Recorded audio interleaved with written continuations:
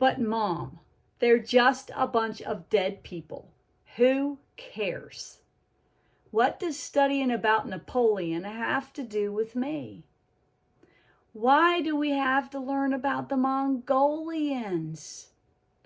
I've heard all the Bible stories, so why are we studying them in history too? Everyone in history is dead, so what's the big deal? Why do we care when they died? I hate memorizing dates.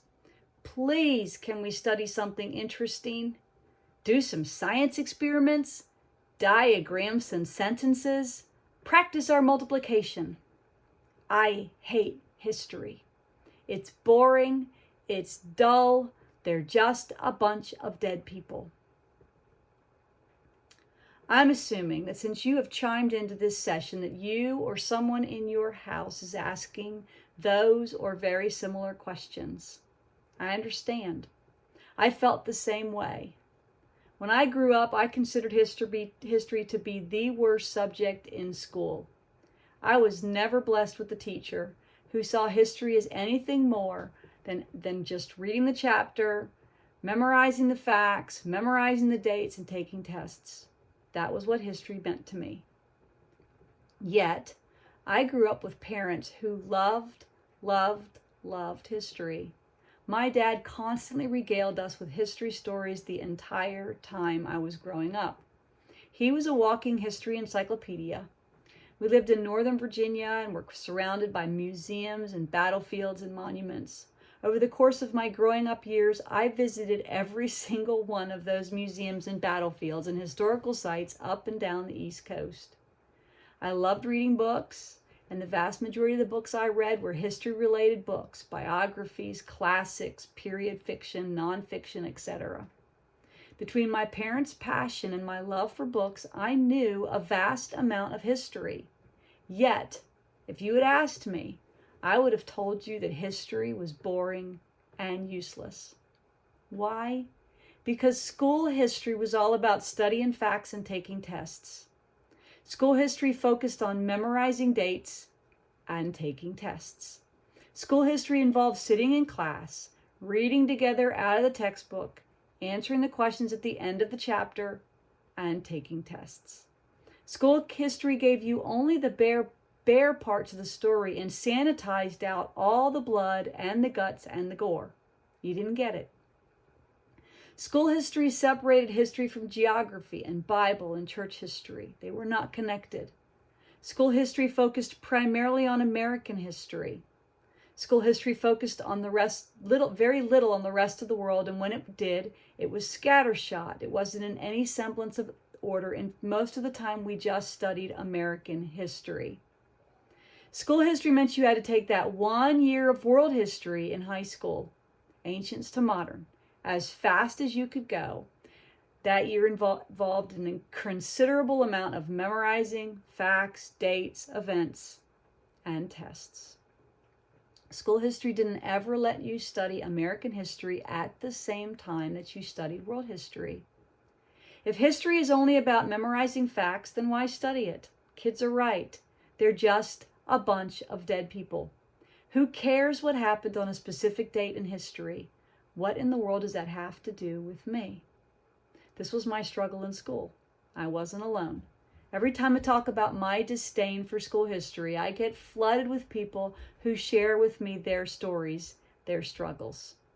When I started homeschooling my children, I looked around for a different way to study history. I found a little guide that lined up history with literature. It was based on the classical method of studying history, which meant we started at the beginning, ancients. Over 4 years, we cycled through history and were able to watch history unfold. As we were studying history, we were reading literature books that lined up with the history. The focus was not on tests and memorization, but on reading the stories of history.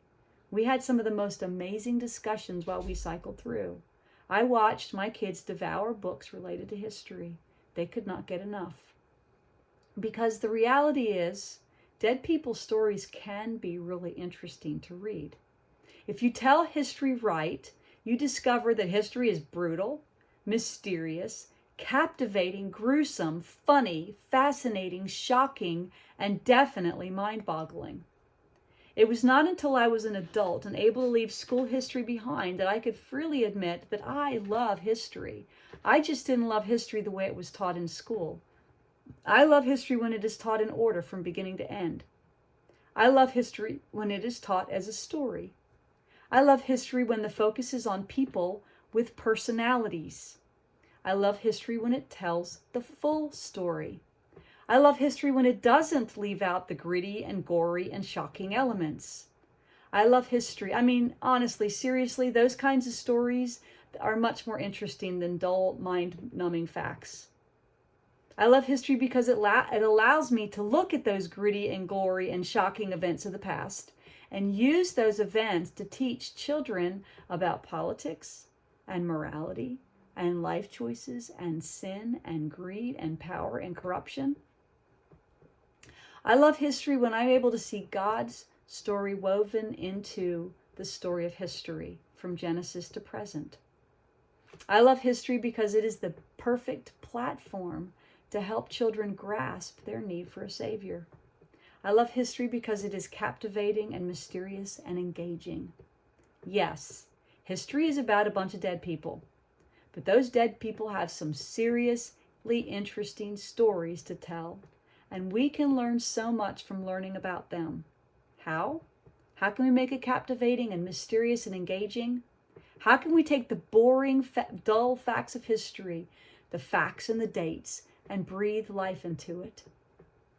Number one, and I'm going to give you a whole bunch of reasons. I'm probably not going to number them, but I'm going to start out with number one. Do history as a family. It is one subject where you can have everyone sitting at the table. Don't assign your kids to read the text alone. Here, you go into your cubby and you read this book, and then we'll take the test. Read the history together.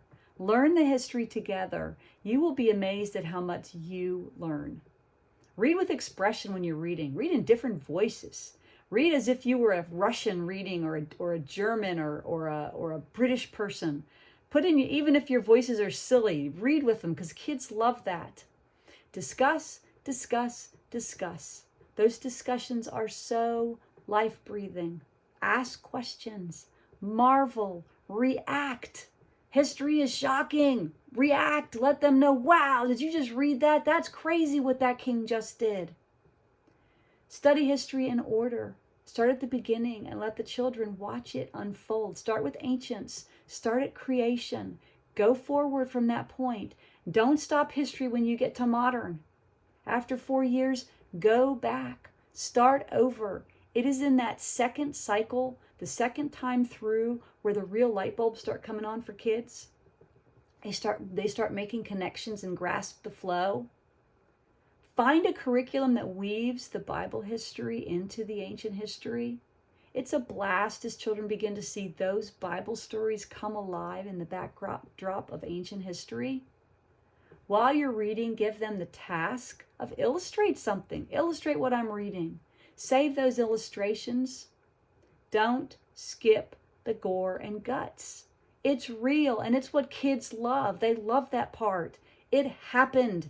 There are lessons to be found within the gruesome parts of the story, and I get that if you have a little second grade girl, you don't want to get too guts and gory, but they still like to know some stuff, and you just have to be careful. But the older they get, especially boys, they want to know. They want to know what happened. As you're studying history, drown your students in history-related books. Let the children live the history by reading books that bring to life the history event or person, because it's all about story, and those books are going to bring the stories out. Let your children enjoy books on their grade level, but also let them savor the picture books and the easier readers. Picture books about history are some of the best books out there. It is a rare child who won't want to look at the pictures and enjoy them. Read books aloud to your children. Reading aloud to your kids and enjoying the stories together is an amazing way to breathe life into history. Listen to audiobooks in the car, right before bed, while waiting at appointments. Audiobooks are a great way to immerse in history. Have a movie night based on the history you are doing. Bonus, if you want your kids to get work done that week, then say you get your work done and you get to participate in our movie night based on the history that you're doing this week. Find YouTube videos to come alongside your study. There are thousands of videos you can watch for just about every single event in history. You have to be careful. You can't just let your kids just go wild, because a lot of YouTube videos, even history videos, are not appropriate for kids. There's some racy stuff in there. So make sure you know what they're watching, and also watch what they're watching after the video is over, because a lot of times things pop up or the next video isn't appropriate. Before you read the text, that's when you could watch the movie or the YouTube video, or afterwards. Either way is a cool way to do it. Hold debates. Let your children hash out the history issues. Give them the right to argue. Kids love to argue. Well, history is a great way to say it is appropriate to argue when it comes to history. Let's argue these facts. Compare and contrast. You can compare and contrast so many things in history. Compare and contrast is one of my favorite tools. Compare and contrast the philosophies or the religions. Compare and contrast your faith with the faith of the people that you're studying. You can compare and contrast laws from different countries. You can compare and contrast governments. You can compare and contrast rulers. You can compare and contrast that son, that king and his son, and the difference in their rules. You can pick a Christian worldview question from history and use it for your family devotions or dinner time discussion. You can create game questions out of the discussion questions. Play Jeopardy or something similar. My students at the co-op, they love playing Jeopardy with the questions. You can assign reports to write.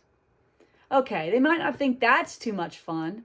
Who wants to do reports? But you can liven it up by having them dress up as a character, or reenact a battle, or create a PowerPoint, or write a skit, or eat food they would have eaten, or make graphics, or whatever else that they can think of to make their report come alive.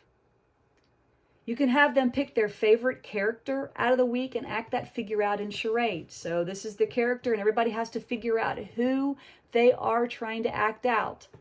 They can pick a subject they like most in the week and do some research and share with the family something that they learned that wasn't in the book. They can go through the textbooks and look at the pictures and find out who drew them and the story behind them. As you're studying history, study geography alongside it. I give all of my students a black and white, painless learning placemat that has the map on the front, the colored map on the front. On the back is a black and white map that you can use with dry erase markers. We use those to draw and write in as we're studying the history. We're marking on those. We're writing the countries, the dates. We're drawing little symbols for who attacked who and all of that. It's a great way to get them engaged in the history while you're reading it. You can memorize the bodies of water, the oceans, the seas, the rivers. You can memorize the countries, the water, the landforms. You can make salt dough maps or use Play-Doh to create the map or the region that you're studying at that time.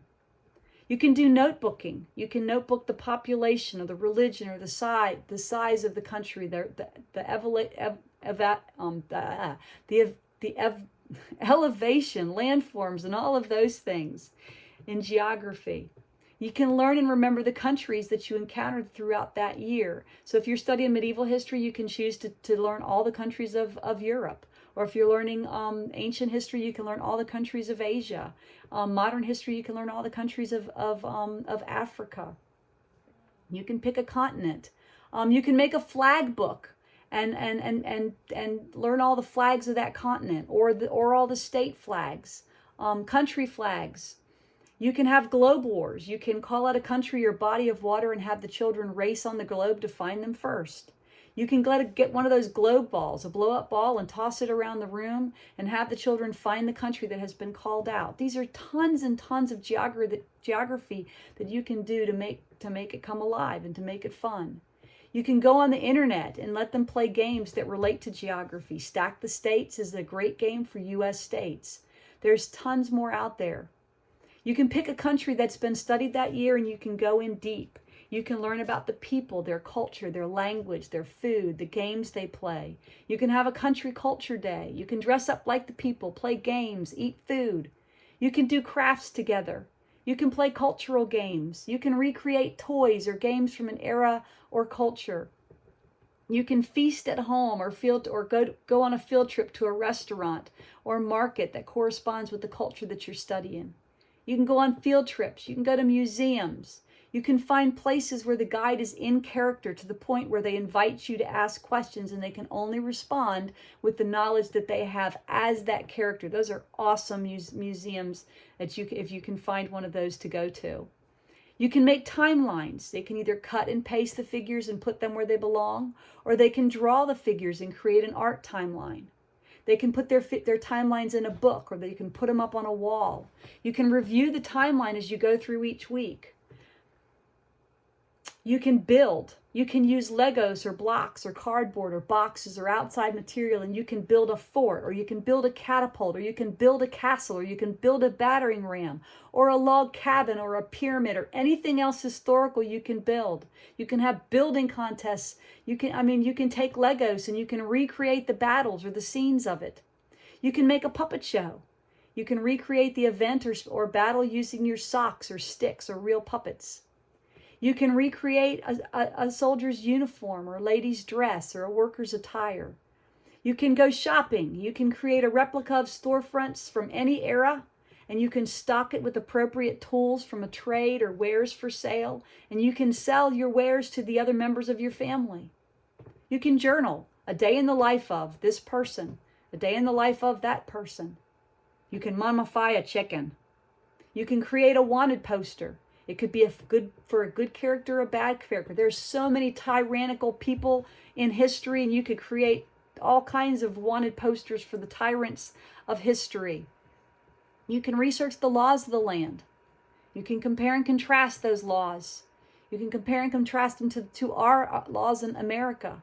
You can create a collage of events, people's events, settings, attire, transportation, and you can from a whole time period, you can just make a collage of all to show or display that time period on like a poster board.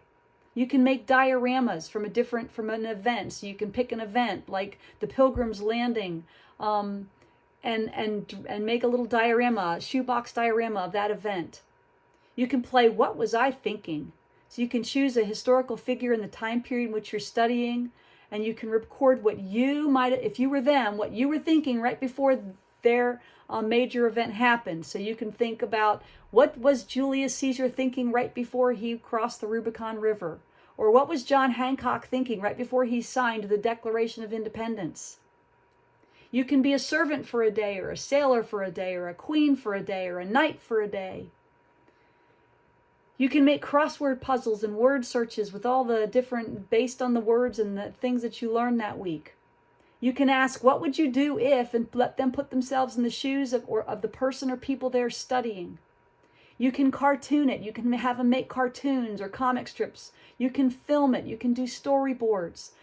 I said I would give you 50 ways to breathe life into history, and instead I gave you well over 65.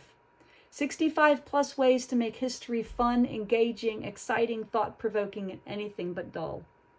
If you go on our website, BiblioPlan, you can find even more ideas, tips, and tricks for making history fun, for taking all of our products and increasing them, making history come alive.